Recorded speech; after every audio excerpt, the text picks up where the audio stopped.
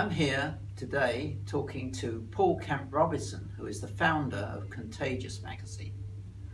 Paul, how did you come to found Contagious magazine? Yeah, I think it was just that, I sort of mentioned it on stage today, my sort of love-hate relationship with the advertising industry in terms of being frustrated at the intrusiveness and the sort of the pollution aspect of advertising, but also being really kind of motivated and enthralled by the power that it has to kind of change the world, change behaviours, do amazing things. So I wanted to sort of create something that because I didn't understand where the future was going. I think that's partly, that sort of generation where all these new things were happening with technology and mobile and so on. And I felt that in my job, as sort of a Bonnet, that I kind of was struggling to adjust to how things were changing. So I thought, if I'm struggling, a lot of people are in that situation. We're in this unique kind of period in history at the turn of the millennium. So I just felt there should be something to kind of navigate the future, almost be like a sat-nav for marketers and brands, but focusing on the very best stuff. So what we sort of call like the 1%. So it's the advertising creativity that is incredibly effective. It's got a very sound kind of strategic base to it, but is pushing into new areas and developing new kind of relationships with what it means to be marketing, I guess. So it was all about trying to connect with people way beyond just the traditional confines of mass media, and looking at new ways of providing like tools and services and applications, and just sort of redefining what advertising was for the 21st century, I suppose. What made you decide to start a print magazine? Because at the time everything was sort of hurtling towards mobile and everything being digital, but I think we felt that was our brand. One way it could be seen as counterintuitive to do a print mag talking about the future, but I think for us it was the bulk of the business was the DVD and the website. So we actually made it's 2004, so we had a DVD as part of the magazine where we looked at maybe 1,000 cases and only showed 80, and it was very distilled down into challenge, solution, results. So looking at the effectiveness of all this creative ideas, but with the magazine we just felt that you get lost, within the sort of digital ephemera. There was so much noise and a torrent of information and blogs and stuff flying at you, that we just felt that the magazine was a way of saying, right, this is our brand, this is what we stand for, this is the quality. And I think also, just from an editorial perspective, if you actually commit to print in this day and age, there's a value assigned to print, because you've got to really think and value what you say, because you can talk absolute bollocks online and like within blogs and just spout any old, there's just like no filter. So the concept of the magazine was this would be an incredibly curated, filtered perspective on the trends and the movements and the technologies and where advertising was going, so that if you were in kind of C-suite level marketing, it's something you could take away and digest it like your quarterly pill, I suppose. So that's in 10 years, well, 11 years later, it's still still going. So. And apart from producing the print magazine, you obviously do other things. You've expanded into new areas. Yeah, I think we've kind of had to expand just to sort of match the mood of the market and where things are going. So I think the magazine obviously is still very much part of the business, but it's more like a third in terms of revenue and so on. And I think that our main focus is the platform called Contagious IO that we built. It kind of came out of the magazine, and again it came from some clients kind of saying like, we love what we get from the mag, but we'd rather have like access to more information more quickly, tailored around specific business objectives or categories. So we worked with Saatchi & Saatchi in LA a few years ago as sort of like beta partners with them to test it, and that's now up and running, and a lot of network agencies buy it, a lot of clients subscribe to it, and it's the way that we structure it is it's rather than just being like a news torrent. So we won't just show a story for the sake of showing a story. We'll actually apply that 1% filter. We talk at Contagious very much about showing that 1% of the very best, most effective work.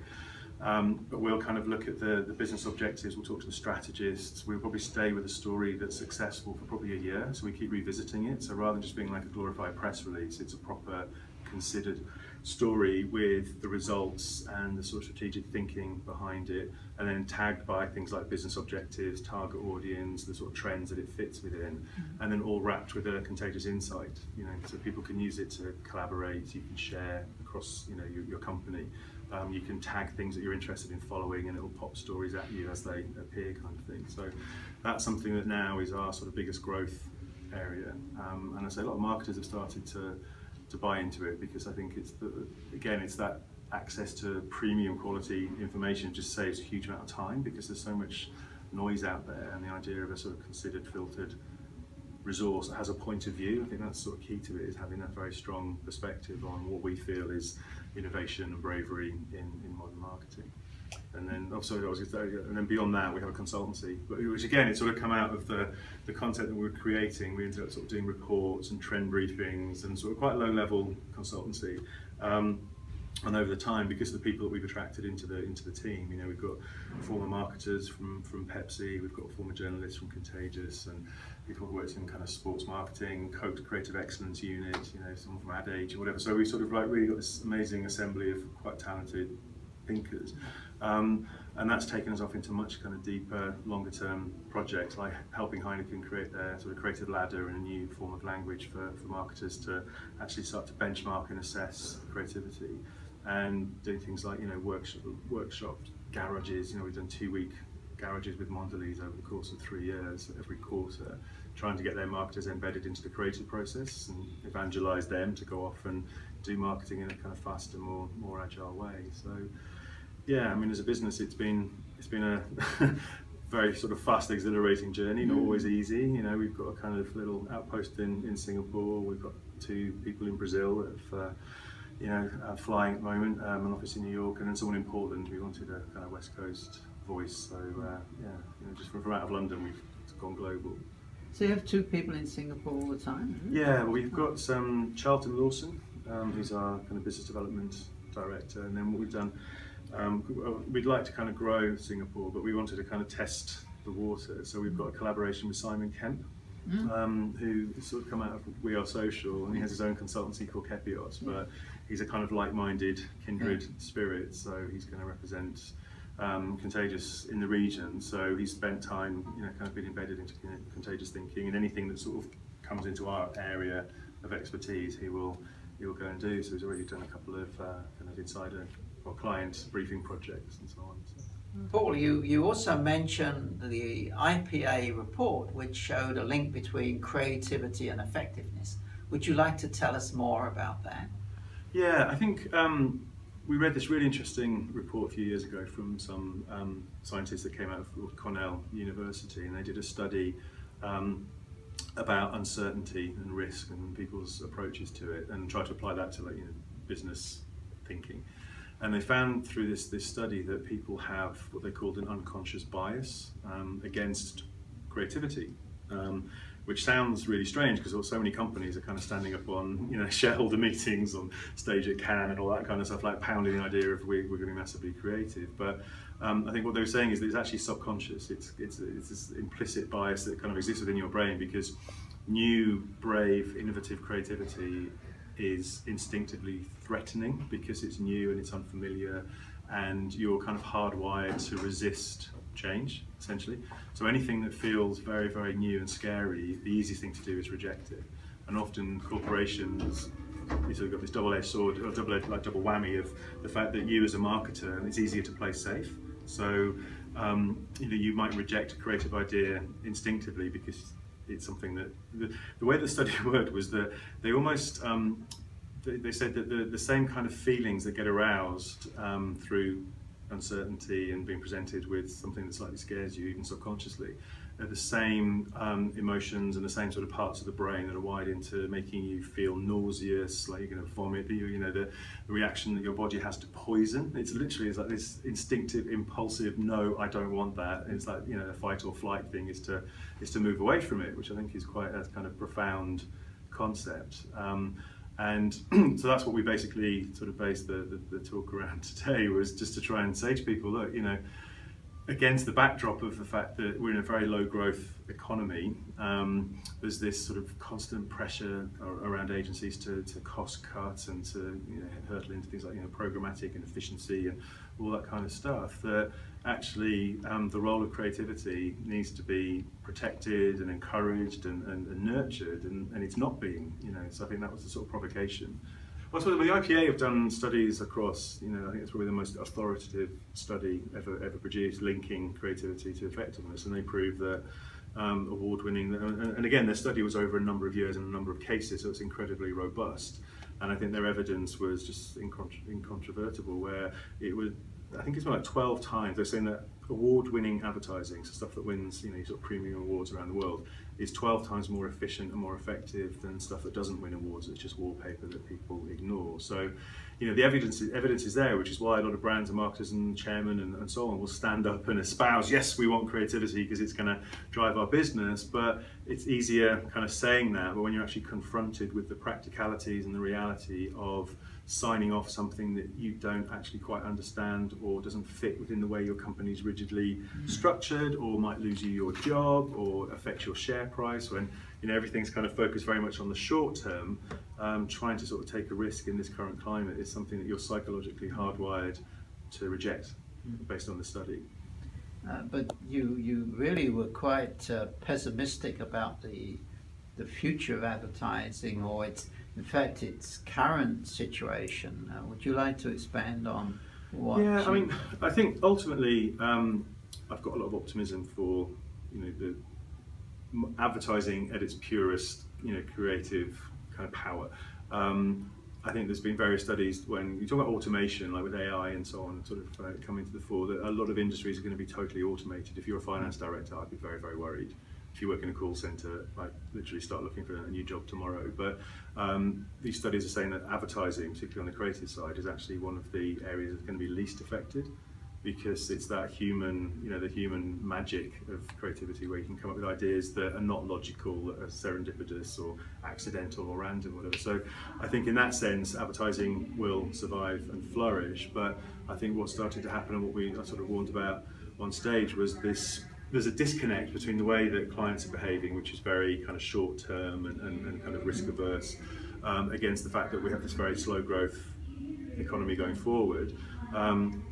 That what will start to happen is that agencies are getting cut. Like, you know, you've got Maurice Levy almost like saying there's going to be a backlash, there's going to be a war or a big row between agencies and their clients, because clients are trying to get less for more. They're trying to pare agencies down to the bone, and if you can't invest in creative talent, in people, in technology, and nurturing creativity, and not trying to turn it into some sort of factory commodity, then both sides of the equation suffer. You know, the agencies suffer because they can't create the work, and they're at a disadvantage competitively because they don't have the technology and the people to compete with, you know, all the kind of Silicon Valley startups and so on that are flooding into the market.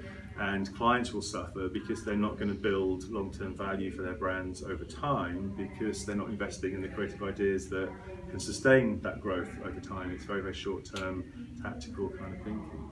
You brought up in the presentation the subject of ad blocking. Would you like to tell us more about that? Yeah, I mean, I think ad blocking as a subject has been kind of like dominating the headlines, and probably rightly so from a marketing perspective. But I just think it's one of those things that it just shows that people will, I think I made the point today on stage, that advertising is the only creative industry that people pay to actively avoid the content of. So I think it's something that we've got to kind of, it's a wake-up call. It's the same as the music industry with illegal downloading, where, you know, the bosses and the owners of the music industry try to fight that with lawsuits, and look where that got them. And I think that we have to move to new ways of, again, it's a whole thing of not putting the consumer first, like thinking of you as a brand and you as a channel, as opposed to what's in it for the person interacting. And if, you know, your phones are being slowed down, your data's being affected, why should there be, should there be, you know, advertising intruding into that sort of space? So I think that there may be some new models where we do move towards subscription platforms, or the advertising becomes much more targeted, much more kind of opt-in. I think some of it is structural as well. We've got to try and move away from the fact that having ads on your mobile drains the battery and ruins your data plan and all that kind of stuff. So we can start to address some of the structural implications, or to, you know, maybe have like the idea of whitelisting. I think has got some sort of potential, so that where you can almost, so much advertising is wasted, it's not particularly well targeted, whereas I think if you can actually get to the point where as consumers you know that you can access content for free in exchange for ads that you're selecting, that give you something back, that rewards you somehow, then I think maybe that's the future. Paul, there was some positive things in your talk as well, so perhaps you'd like to tell us some of the good things that we face.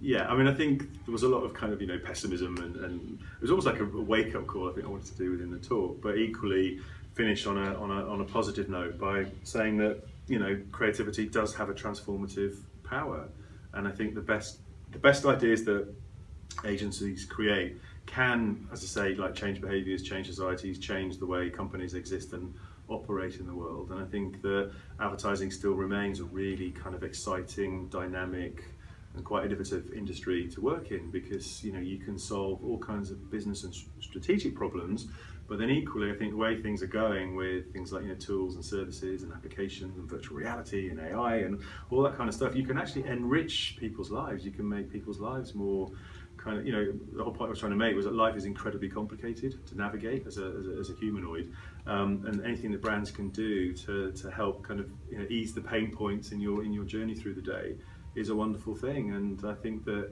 people have this attitude that brands, you know, can fulfill various functions in life that go way beyond marketing. So brands almost start to act like either NGOs or partners or kind of like collaborators. So you end up in a really interesting space where brands are doing things like, you know, either providing services or new forms of currency where your loyalty is rewarded digitally with all kinds of either offers or access to content or experiences that you wouldn't normally have. So I think, from my perspective, it's you know, it's a challenging time to be in the business, but equally there are definitely kind of, you know, like chinks of light to rush towards. Paul, thank you so much for talking to AdAsia.